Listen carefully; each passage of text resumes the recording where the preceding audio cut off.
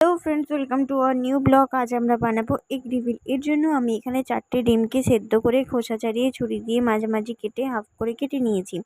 4টে আলুকে সেদ্ধ করে নিয়েছি। একটি পাত্রে সেদ্ধ করা আলুগুলোকে মেখে তাতে ভাজা মশলা, জিরে গুঁড়ো, ধনে গুঁড়ো, লঙ্কা গুঁড়ো, পরিমাণ মতো লবণ, চিলি ফ্লেক্স, অরিগ্যানো দিয়ে আরও ভালো করে মেখে নিতে হবে। তারপরে গ্যাস অন করে একটি কড়াইতে সামান্য তেল দিয়ে তাতে পেঁয়াজ কুচি, ধনে পাতা কুচি, কারি পাতা দিয়ে ভালোভাবে ভাজা ভাজা হয়ে গেলে আলুটা কড়াই নেড়ে নামিয়ে নেব। হাফ করে কেটে রাখা ডিমগুলো অল্প করে ভেজে রেখেছিলাম।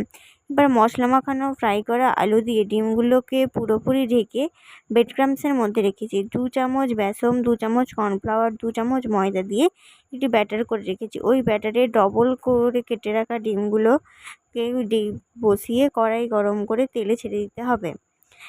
গ্যাস লো ফ্লেমে রেখে এপিঠ ওপিঠ উল্টে লাল লাল করে ভেজে তুলে নিলাম। মনে রাখবেন, ডবল কোটিং করে ডিমগুলো ক্রিস্পি হবে।